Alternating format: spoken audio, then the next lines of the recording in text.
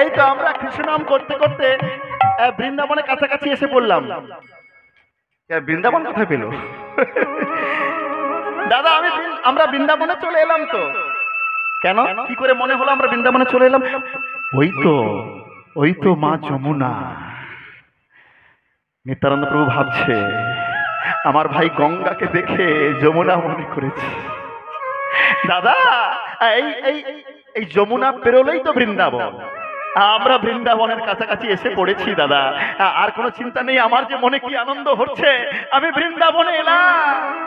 দাদা একবার যখন এসেছি, একবার যমুনায় অবগাহন করে আসি, একবার স্নান করে আসি। যখন স্নান করতে গেল দেখছে একজন দাঁড়িয়ে আছে একটা নৌকো নিয়ে। তুমি তুমি অদ্বৈত ঠাকুর হেথা কেন আইলা? তুমি অদ্বৈত ঠাকুর হেথা কেন আইলা? আমি বৃন্দাবনে আছি, আমি বৃন্দাবনে আছি, কেমনে জানিলা? তুমি কেমনে কেমনে জানিলা? তো তুমি তো অদ্বৈত ঠাকুর, তুমি জানলে কেমন করে আমি বৃন্দাবনে? তুমি এখানে কেমন করে এসেছো? অদ্বৈত আচার্য আর ভূমিকা না করে বলছে, প্রভু তুমি বৃন্দাবনের পথে নয়, তুমি শান্তিপুরের পথে। কি বললে? কি বললে তুমি? দাদা দাদা তুমি আমায় মিথ্যা বলেছো। দাদা তুমি আমাকে মিথ্যা কথা বলে আবার আবার এই সংসারের মায়ার মধ্যে তুমি আমাকে। নিমাই, নিমা, আমি অন্যায় করেছি। হ্যাঁ আমি অন্যায় করেছি, আমি ভুল করেছি, আমি পাপ করেছি, কিন্তু কি করবো বল? মায়ের যে সেই কান্না আমি আর দেখতে পারিনি রে। তোকে হারিয়ে এই জগতে সবার কান্না সহ্য করা যায়, কিন্তু মায়ের কান্না যে সহ্য করা যায় না। মায়ের ভালোবাসা যে নিঃস্বার্থ ভালোবাসা রে। সন্তানের প্রতি মায়ের যে মমতা, মায়ের যে স্নেহ, মায়ের যে ভালোবাসা, সেটা যে নিঃস্বার্থ, সেখানে কোনো স্বার্থ থাকে না। তাই আমি সবার কান্না সহ্য করলাম, কিন্তু মায়ের কান্নাটা সহ্য করতে পারলাম না। তাই তো মায়ের চরণে হস্ত স্পর্শ করে আমি কথা দিয়েছিলাম, আমি তোকে মায়ের কোলে নিয়ে গিয়ে বসাবো রে। মায়ের জীবন বাঁচানোর জন্য আমি এটা করেছি, না হলে মাকে বাঁচানো যেত না।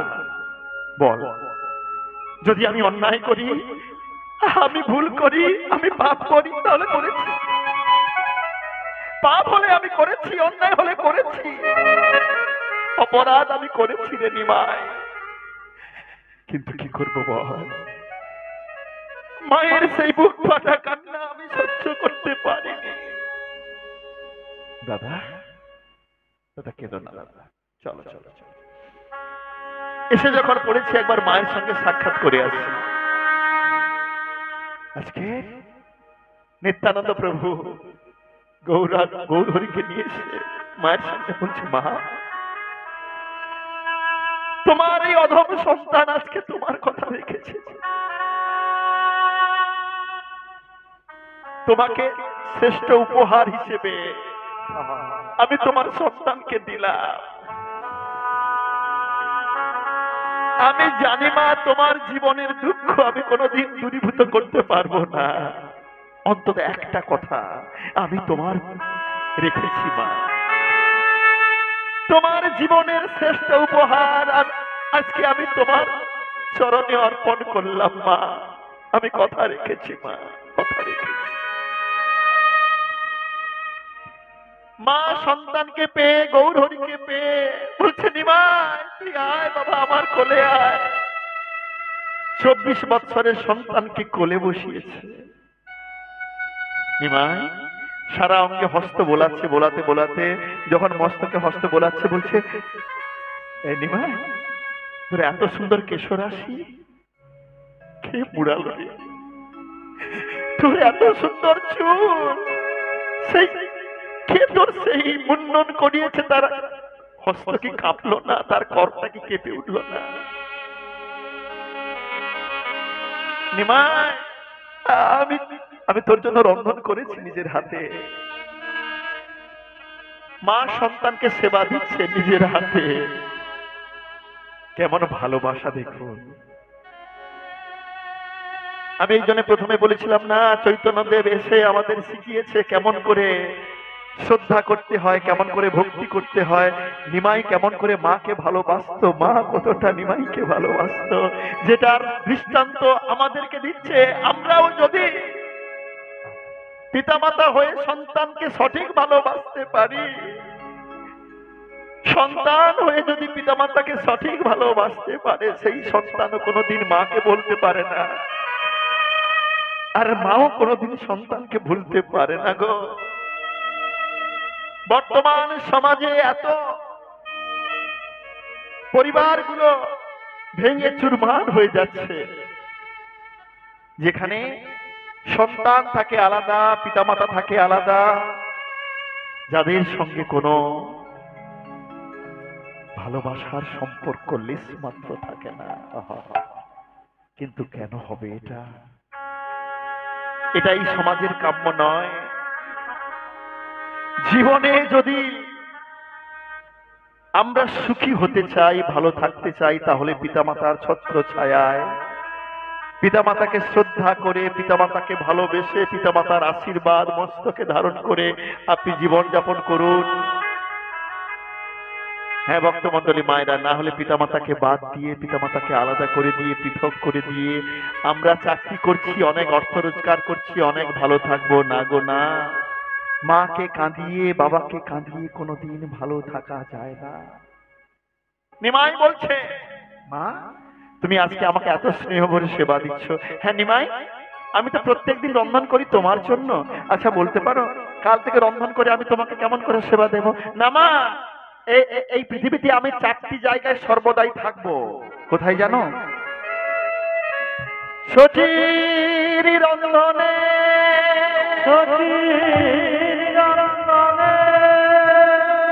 শিবাশয় অঙ্গনে, মাধব ভবনে, রাঘব ভবনে, নিত্যানন্দ নর্তনে, নিত্যানন্দ নর্তনে।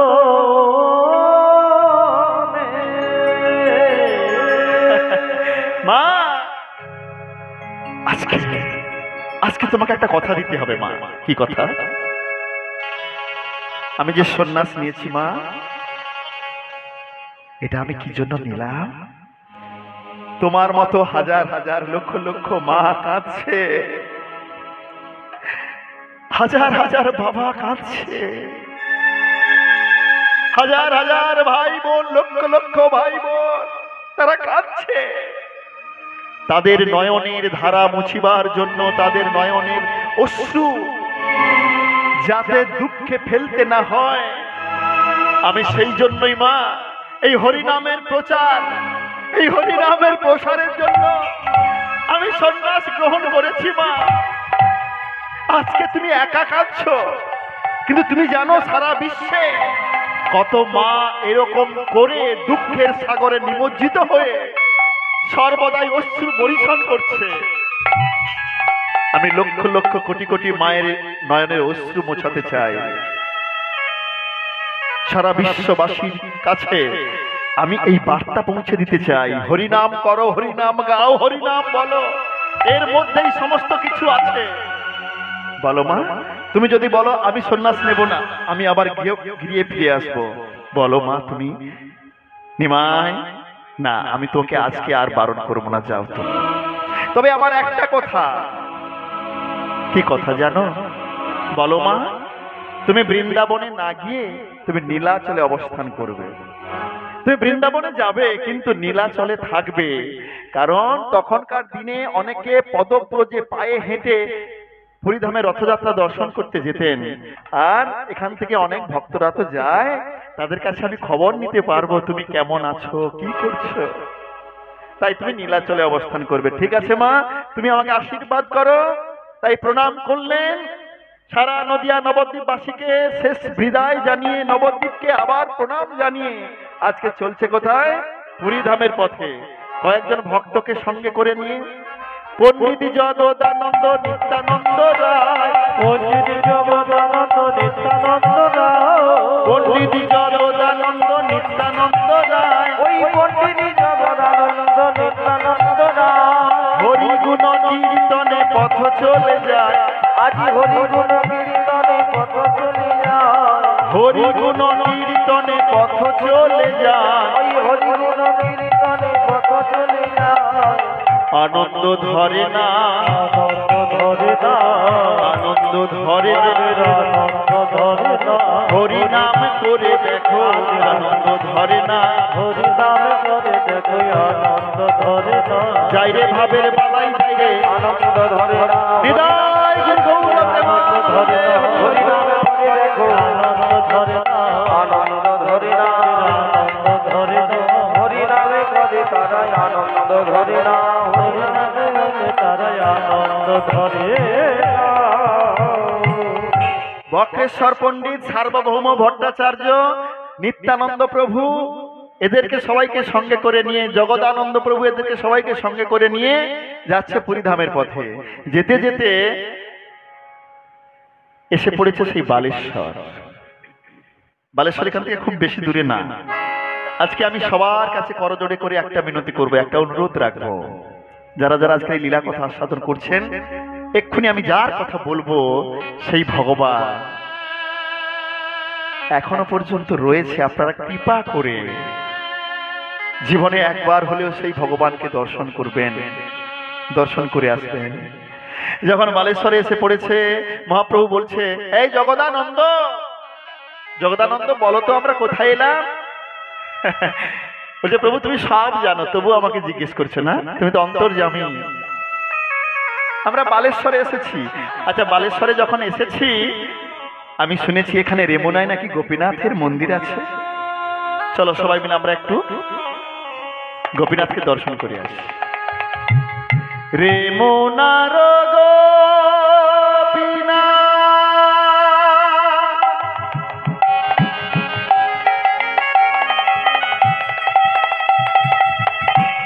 পরম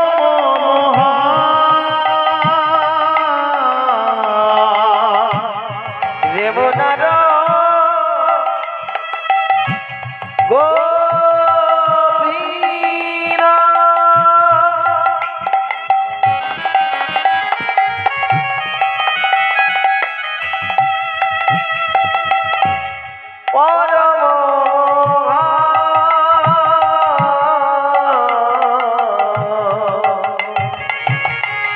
রেমুনার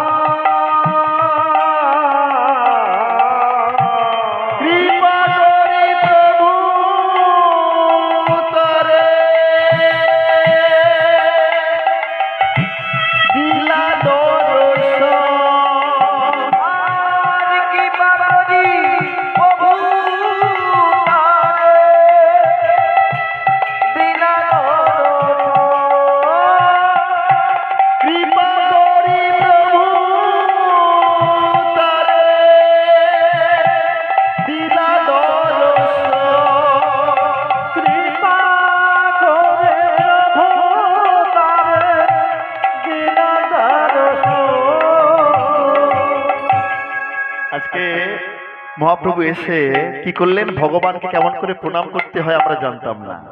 চৈতন্য মহাপ্রভু একদম সাষ্টাঙ্গে প্রণাম করেছে।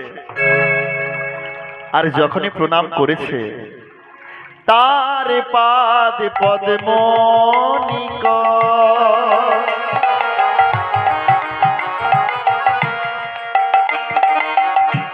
প্রণাম করিতে,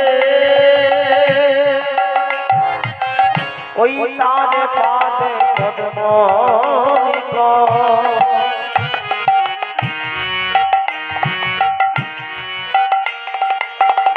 আজ প্রণাম করিতে, তার পাদ পদ্মনিক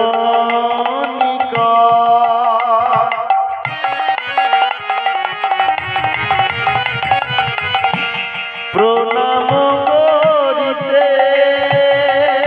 আজ তার পাদে পদ্মনিক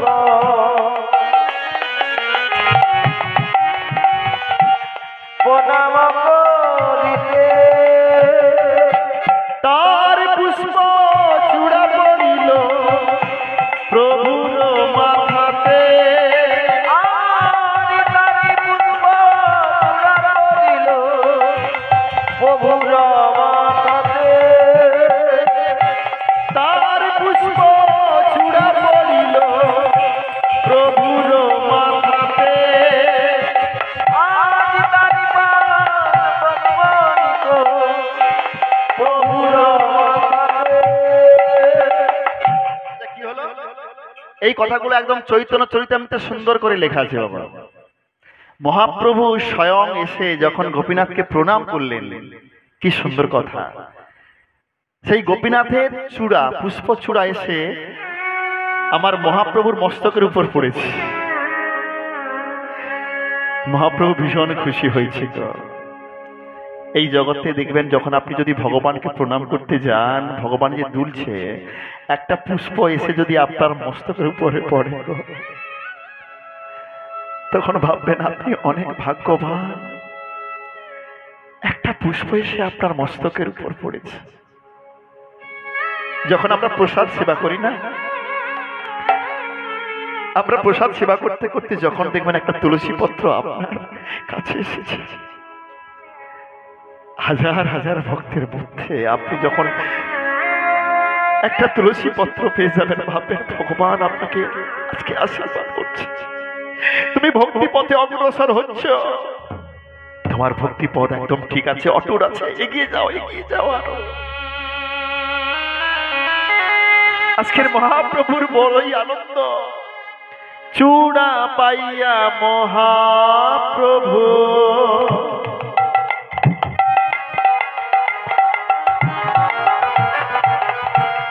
আনন্দিত,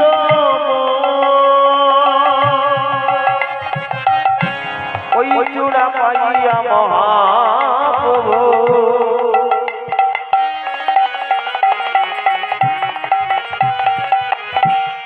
আনন্দিত,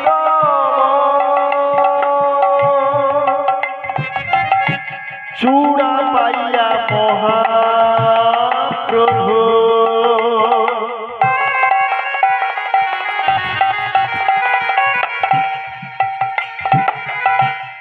আনন্দিত, চূড়া পাইয়া মহাপ্রভু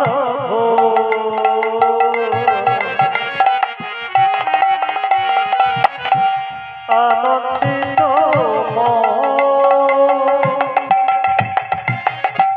বহু নিত্য গীতি কইল লইয়া ভক্ত, আজ বহু নিত্য কইল লইয়া ভক্ত, বহু নিত্য গীত কইল লইয়া ভক্ত,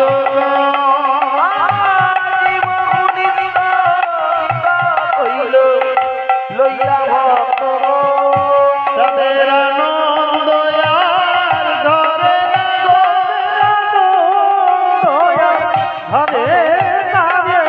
আনন্দ আর ধরে না গো,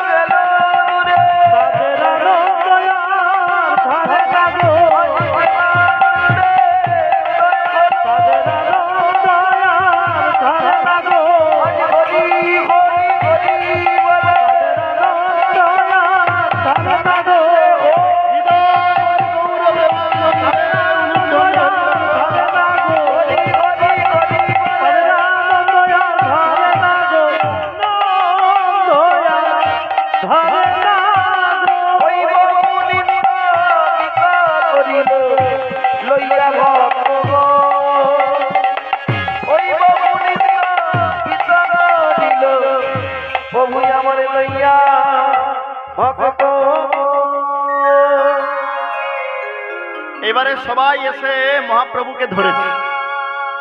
প্রভু, আজকে আপনাকে বলতেই হবে। কি বলতে হবে? এই যে গোপীনাথের আশীর্বাদ আপনি গ্রহণ করলেন, আশীর্বাদ পেলেন, এই গোপীনাথ কি করে এখানে উপস্থিত হলেন, কি করে এলেন?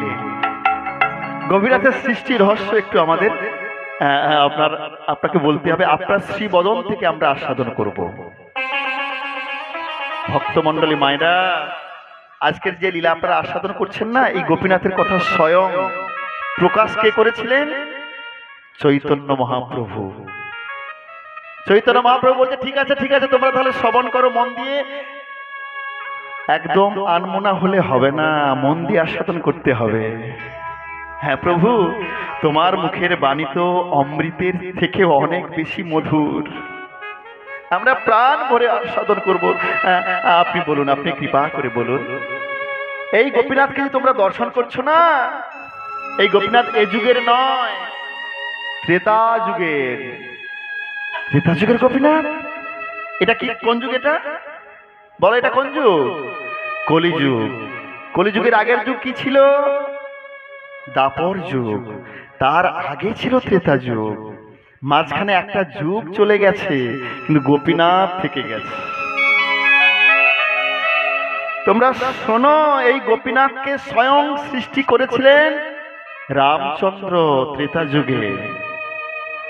পিতৃসত্য পালন করিবার জন্য যখন আমার রামচন্দ্র বনবাসে এসেছিলেন, বনবাসে এসে পরিভ্রমণ করতে করতে করতে করতে একদিন চিত্রকূট পর্বতে এসে উপস্থিত হয়েছে। চিত্রকূট পর্বতে এসে যখন উপস্থিত হয়েছে, তখন সেখানকার মনোরম পরিবেশ দেখে প্রভু রামচন্দ্রের ভীষণ ভালো লেগে গেল। সীতাকে ডেকে বলছে, সীতা, হ্যাঁ প্রভু, আমার এই জায়গাটা ভীষণ ভালো লেগেছে, আমরা কিছুদিন এখানে থাকবো। ঠিক আছে প্রভু, কোনো সমস্যা নাই। সেখানে থাকলেন প্রত্যেক দিন। অসংখ্য গাভী দয়, অসংখ্য গাভী এসে সেখানে সেই চিত্রকূট পর্বতে পরিভ্রমণ করে। আর প্রভু আমার দেখে মনে মনে হাসে। একদিন ঠিক ঠিক বিকেল বেলা পশ্চিম আকাশে ঘন মেঘ করেছে, সিঁদুরে মেঘ হয়েছে। আর এই মেঘ যখন করেছে, সমস্ত গাভীর দল তারা কি ছুটে ছুটে লেজ উপর দিকে করে গৃহে ফিরে যাচ্ছে। আমার প্রভু মনে মনে হাসছে, মনে মনে ভাবছে, সীতা সীতা শোনো শোনো, আমার না কি ভালো লাগছে জানো, আজকে আমার একটা কথা মনে পড়ছে। কি কথা প্রভু? আমার সেই বৃন্দাবনের কথা মনে পড়েছে। কি বললে প্রভু? বৃন্দাবনের কথা মনে পড়েছে? ভীষণ মেঘ করেছে, গর্জন করছে, ধীরে ধীরে বৃষ্টি নেমে এলো। তখন বলছে, প্রভু তোমার সেই বৃন্দাবনের কথা? আচ্ছা, বৃন্দাবন তো আমি কোনোদিন শুনিনি, অনেক নাম শুনেছি, কিন্তু বৃন্দাবন এটা তো কোনোদিন শুনিনি। তুমি কোথায় দেখলে বৃন্দাবন? বলছে, না না, বৃন্দাবন এখনো আসেনি, বৃন্দাবন হবে। কবে? এই যুগে নয়, আগত দাপর যুগে। দাপর যুগে আমিও আসব। আমি এসে সেখানেও এমন করে এই সমস্ত গাভীদেরকে নিয়ে, আমি এই সমস্ত গরুদের নিয়ে গোচারণ করব আর লীলা প্রকাশ করব। বলছে, তাই প্রভু? সেটা তো এখনো আসেনি। বলছে, না, আসবে আগত দাপর যুগে। আচ্ছা প্রভু, তোমার কাছে আমার একটা অনুরোধ। কি বলো? কি বলো সীতা, বলো। তোমার সব অনুরোধ আমি রেখেছি, তুমি যা বলবে আমি সেই কথা শুনবো। বলো। তোমাকে সেই দাপর যুগে দেখতে কেমন হবে, আমি সেই রূপ একবার দেখতে চাই। কি বললে সীতা? হ্যাঁ, আমি সেই রূপ একবার প্রাণ ভরে দর্শন করতে চাই। সীতা মা তো ছাড়ার পাত্রী নয়। তখন রামচন্দ্র বলছেন, আচ্ছা সীতা, আমি যদি তোমাকে আমার সেই রূপটা এখন দর্শন করাতে পারবো না, যদি একে দেখাই তাহলে হবে তো? বলছে, হ্যাঁ হ্যাঁ, একে দেখালে হবে। তাহলে আমার রামচন্দ্রের সঙ্গে কি ছিল? তখন তো কালী ছিল না, কালীও ছিল না, দোয়াতও ছিল না, কিচ্ছু ছিল না। তখন রামচন্দ্রের সঙ্গে ছিল কি? ধনু আর তীর। হাতে ছিল ধনুক আর পেছনে ছিল তীর। তীর একটা বের করে তীরের আগাতে যে ফলা রয়েছে না, একটা পাথরের উপরে সুন্দর করে কৃষ্ণচন্দ্রের মূর্তি সুন্দর করে আঁকলেন। আঁকার পরে সীতাকে ডেকে বলছে, সীতা দেখবে এসো। সীতা দেবী যখন দেখেছে এই অপরূপ সুন্দর কৃষ্ণের মূর্তি, বলছে, প্রভু তোমাকে দেখতে এত সুন্দর হবে, তোমার হাতে বাঁশি থাকবে, তোমার মস্তকে চূড়ো থাকবে, চূড়ার উপরে আবার ময়ূর পুচ্ছ থাকবে, এরকম গাভীদেরকে সঙ্গে নিয়ে তুমি লীলা করবে? হ্যাঁ সীতা, আমি এইরকম করে আসবো, এইরকম সুন্দর রূপ ধারণ করে আসবো। দাপর যুগে যখন সীতা দেবী সেই মূর্তিটিকে আলিঙ্গনে আবদ্ধ করেছে, মূর্তির মধ্যে প্রাণ প্রতিষ্ঠা হয়ে গেল। সেই মূর্তির সেবার দায়িত্ব পেল কে? স্বয়ং সৃষ্টিকর্তা ব্রহ্মা।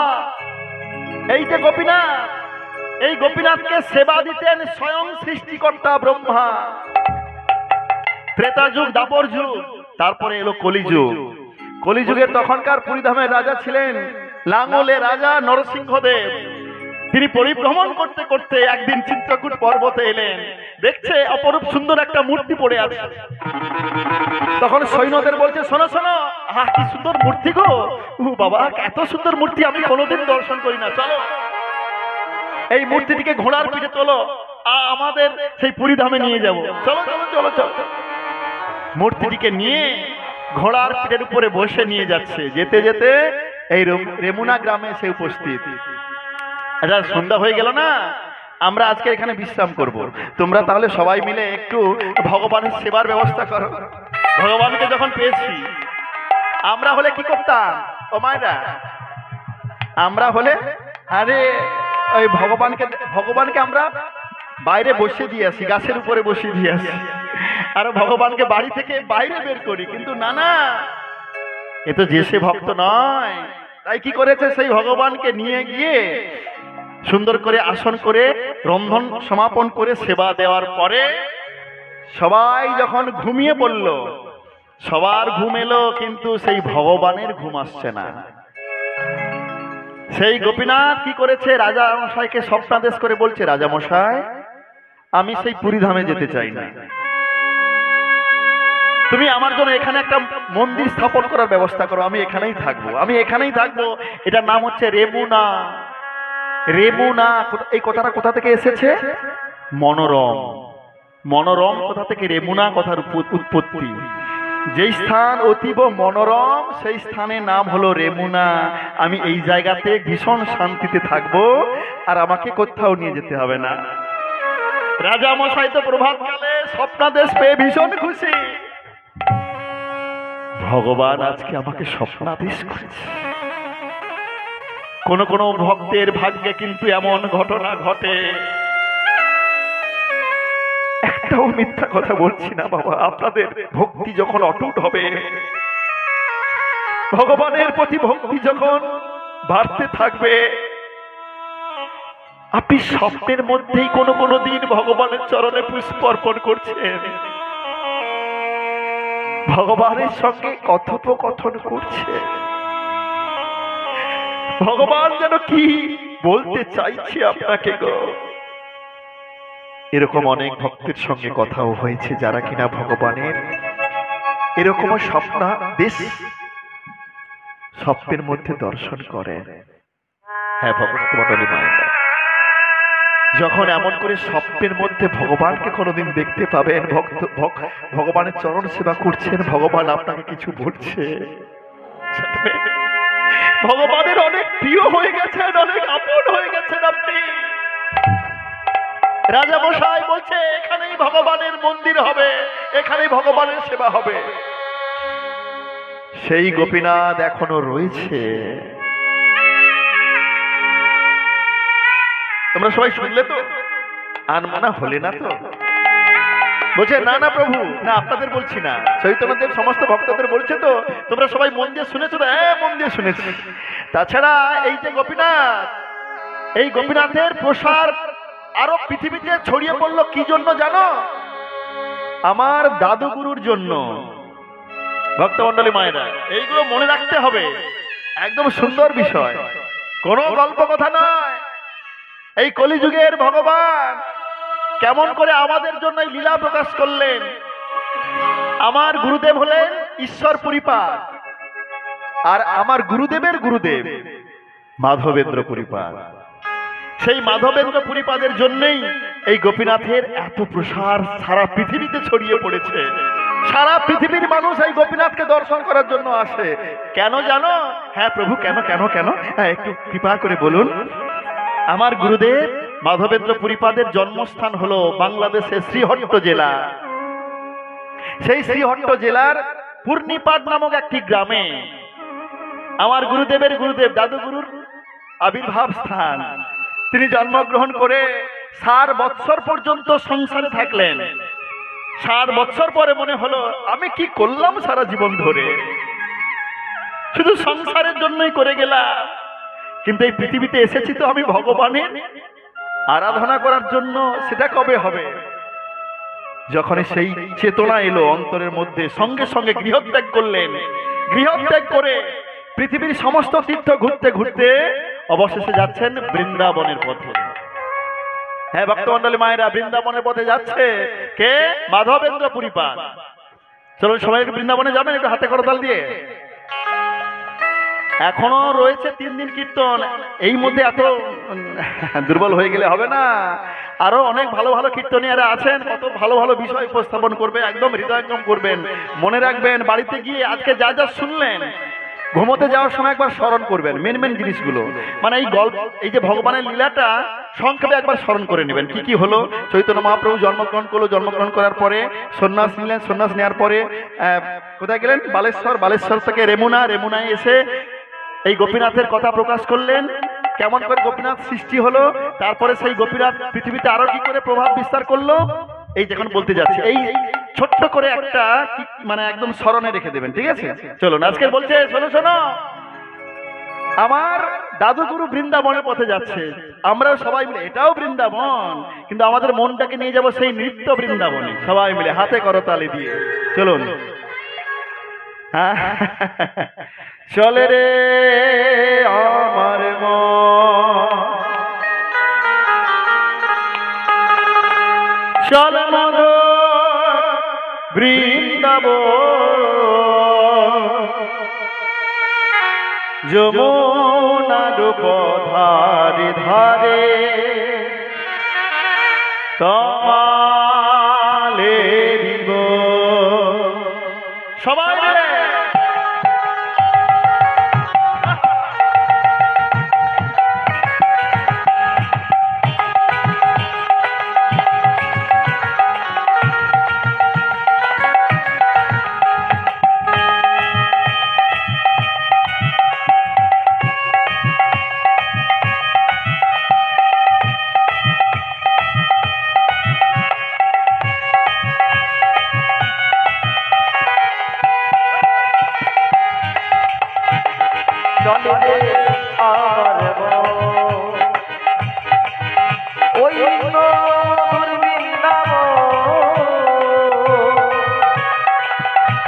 যমুনার ধারে ধারে তমালে রব। চলে রে আমার মন মধুর বৃন্দাবন, যমুনার ধারে ধারে তমালে দিব। ওই চলে রে আমার মন মধুর বৃন্দাবন,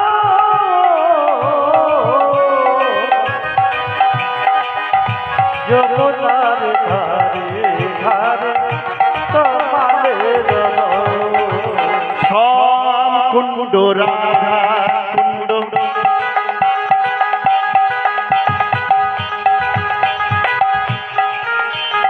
গিরি গোবর্ধন, যমুনার ধারে ধারে তমালে জীবন। শ্যাম কুণ্ড রাধা কুণ্ড,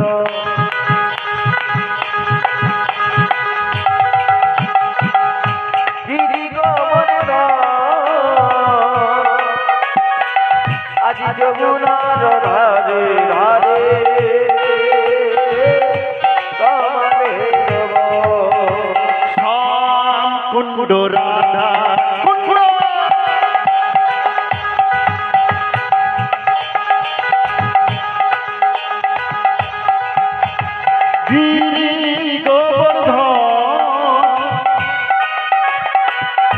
যমুনার ধারে ধারে তমালের গুন গুন গুন কুঞ্জ রাধা কুঞ্জ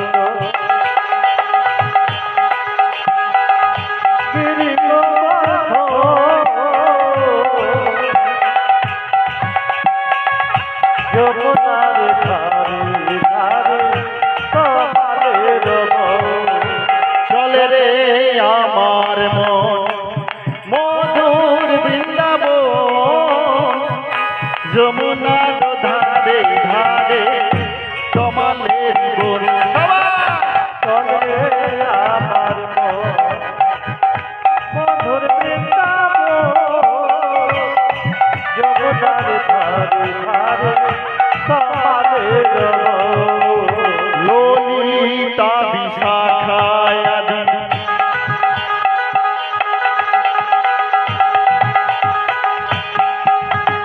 যত সখীগণ যমুনার ধারে ধারে তমালের গুন ওই ললিতা বিশাখায়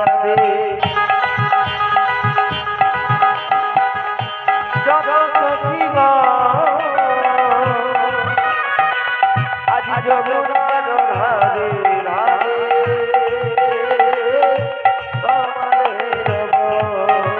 চলে রে আমার মন মধুর বৃন্দাবন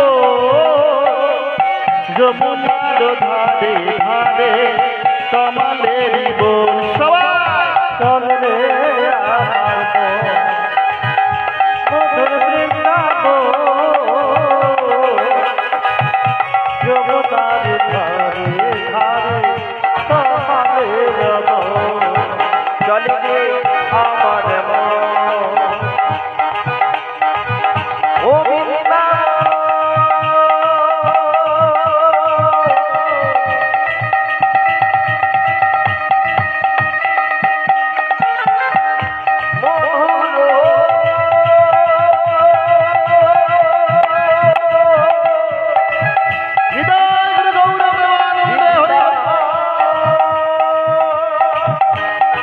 দুটি বাহু তুলে একবারে চলো চলো চলো চলো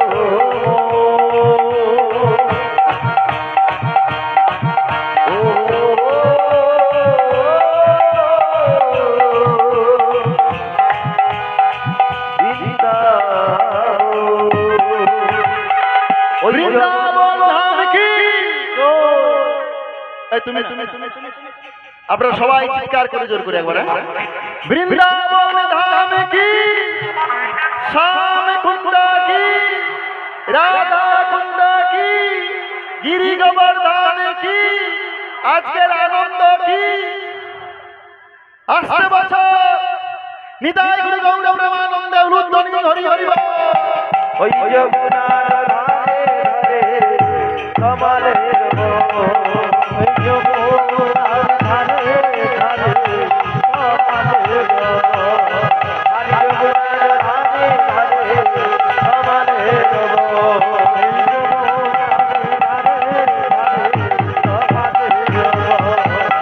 ওই যমুনার ধারে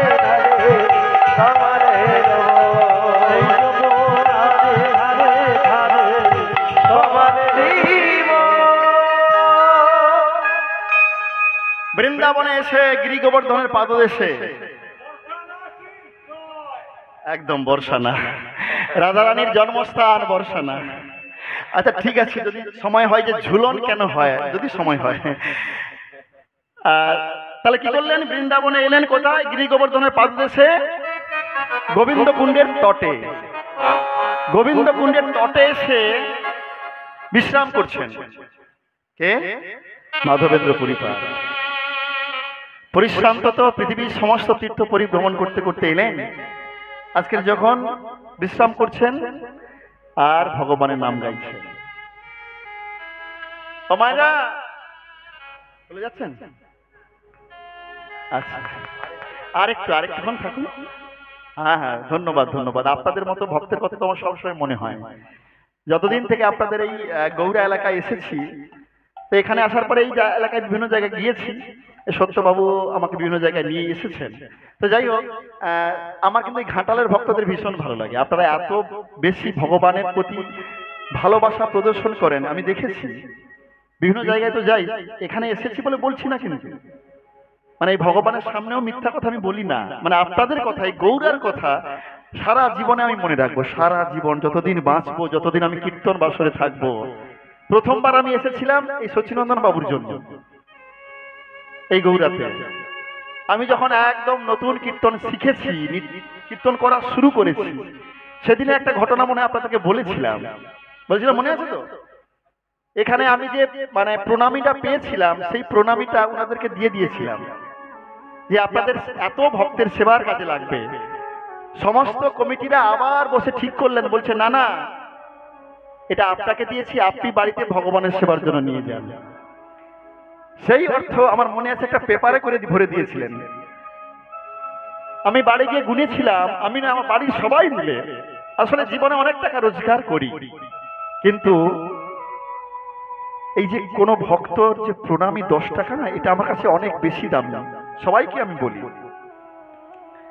সেই অর্থ দিয়ে আমি আমার ভগবানের, আমার রাধা কৃষ্ণের একটা বাঁশি কিনেছিলাম প্রথমবারের টাকা দিয়ে। এখনো পর্যন্ত যত প্রণামী আমি পাই, সেই অর্থ দিয়ে বছরে একবার করে আমার বাড়িতে অনুষ্ঠান করি। এই বছরও হয়েছিল, সেটা আবার আমার নিজের জন্মদিনে। আর বাবা, আমি যখন বললাম যে এত অর্থ, বিশেষ করে এই প্রণামীর অর্থ তো আমি এটা নিতে পারবো না, আমি নিজের কাজে খরচ করতে পারবো না, এটা ভক্তদের দেওয়া অর্থ ভগবানের সেবায় যেন খরচ হয়। বাবা বলেছিলেন ঠিক আছে, তাহলে একটা নির্দিষ্ট দিন করা হোক, আমার জন্মদিনে বৈশাখ মাসের জ্যৈষ্ঠ মাসের 5 তারিখ।